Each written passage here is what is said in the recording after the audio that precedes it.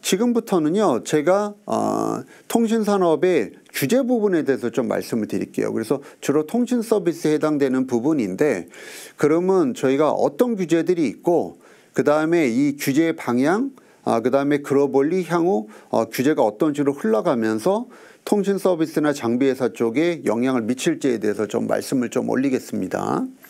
정부 규제 이슈가 왜 중요한지는 저희가 방금 설명을 드렸죠. 왜 중요하다고 말씀드렸죠.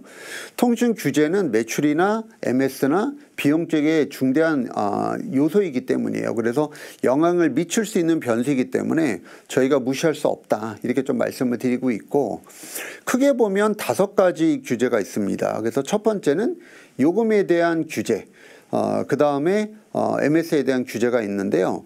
첫 번째 요금에 대한 규제부터 설명을 좀 드리자면, 정부 요금 규제는 매우 강력합니다. 과거에는 국내를 포함해서 대다수의 나라들이 사정 규제를 했어요. 그래서 요금을 낼 때 미리 가져가는 거죠. 그래서 규제기관 담당자, 한국 같으면 이제 뭐 국장님이나 차관님 정도 되겠죠. 그래서 이분들한테 가지고 가서 검사를 맡습니다. SK텔레콤이 이런 요금제를 출시하려고 하는데 괜찮겠습니까? 라고 해서 사전에 인가를 받아서 허락을 받고 거기에 맞춰서 인가가 떨어지면 요금을 내는 구조였어요. 그래서 이거를 요금 인가제라고 저희가 했었고, 2020년도까지는 사실 이 요금제가 적용이 됐습니다. 이런 방식이.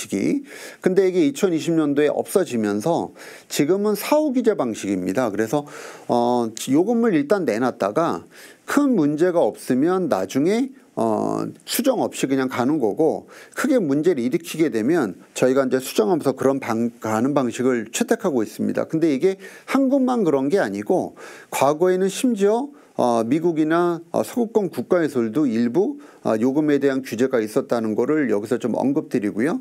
하지만 최근엔 다 사후 규제 방식으로 전환되고 있다. 그런데 실질적으로 그러느냐? 완벽하게 그렇지는 않습니다. 통신산업은 어떻게 보면 양날의 검처럼 성장을 촉진시켜야 되는 대표적인 인프라 사업인 동시에 소비자들의 요금과 직결되는, 민생과 직결되는 필수제인 통신이라고 하는 그 섹터의 특성을 갖고 있기 때문에, 실제로 보면 육성과 그 다음에 요금 규제를 동시에 하는 그런 되게 까다로운 섹터예요. 그래서 이런 게 여전히 정치권이나 정부를 통해서 컨트롤되고 있는 게 대다수 나라의 현실이다. 근데 특히 저희 이제 그 아시아권에서 이 규제가 좀 더 강한 편이고, 아무래도 서구권에서는 좀 약한 편이다, 이렇게 이해하시면 될 것 같고요. 두 번째, MS의 규제는 반대입니다. 서구권에서 MS에 대한 규제가 상당히 심한 편인데요.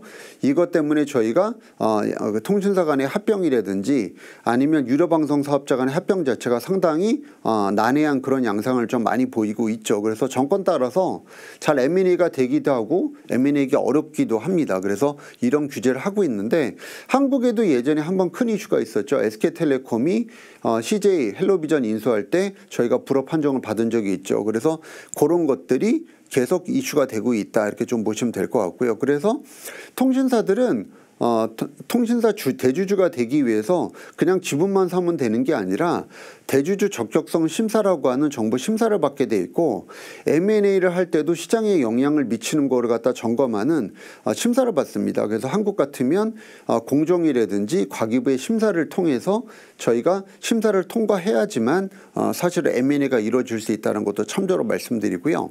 세 번째는 이제 마케팅에 대한 규제가 있습니다. 그래서 대표적으로 잘 아시는 단통법, 이 마케팅에 대한 규제고요. 그래서 실제로 보면 대다수의 나라들이 일정 부분은 통신사들의 마케팅에 개입을 하고 있다, 이렇게 좀 이해하시면 될 것 같습니다.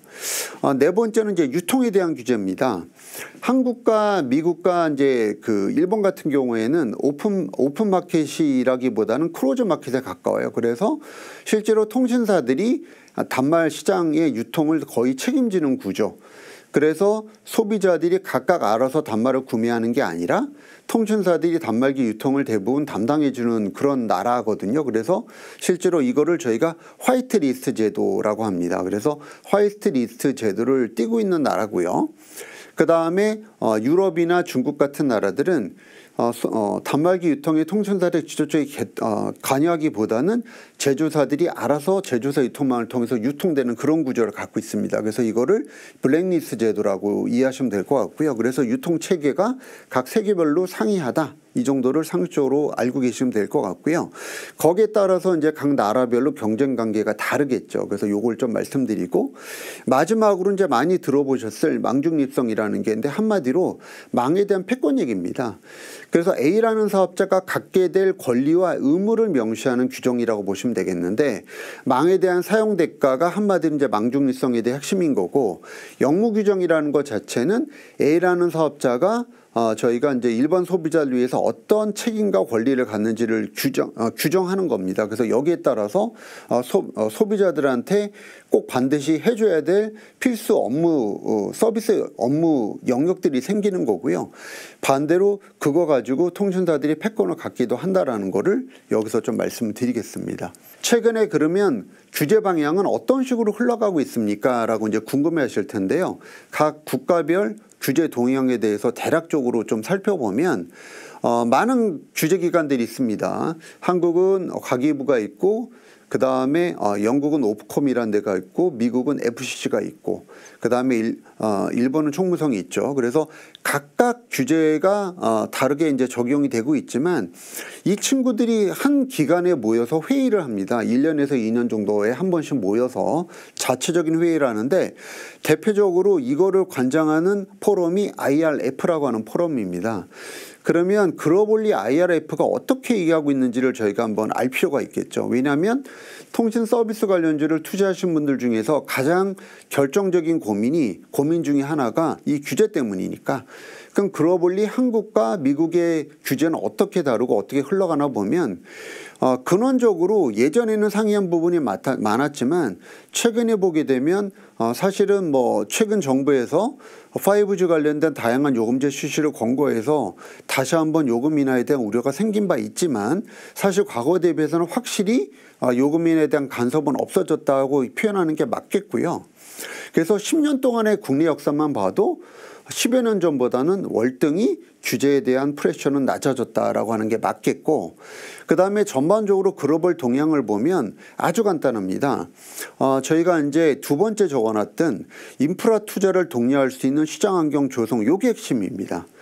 그래서 요금을 낮게 해주는 게 맞는 정책이냐, 아니면 요금을 갖다가 너무 과도하게 낮게 안 만들어준다 하더라도 실제로 서비스에 대한 퀄리티, 품질을 높여서 소비자들의 혜택을 많이 늘려주는, 그래서 질적인 측면에서의 여러 가지 혜택을 보장해 주는 게 맞냐 갖고 사실 10몇 년 동안 싸우고 있는데요. 결론적으로 얘기하는 거는 투자를 많이 독려할 수 있는 수준 정도로 요금을 규제하자는 게 결론이다, 이렇게 보시면 될 것 같습니다. 그래서 통신사들이 이익이 훼손할 정도까지 규제를 하게 되면 안 된다는 게 결론이고요. 그 다음에 대표적으로는 두 가지 사례가 있었어요. 유럽의 실패 사례와 미국과 성공 사례죠. 유럽이 사실 20년 전만 해도 IT 강국이었죠. 특히 통신 네트워크를 기반으로 전 세계 IT의 강국이었습니다. 하지만 유럽의 몰락이 가장 큰 배경은 지금 와서 보면 결국 과도한 시장 개입, 그 다음에 무질서한 시장 난립 때문이라고 좀 많은 분들이 해석을 하고 계시거든요.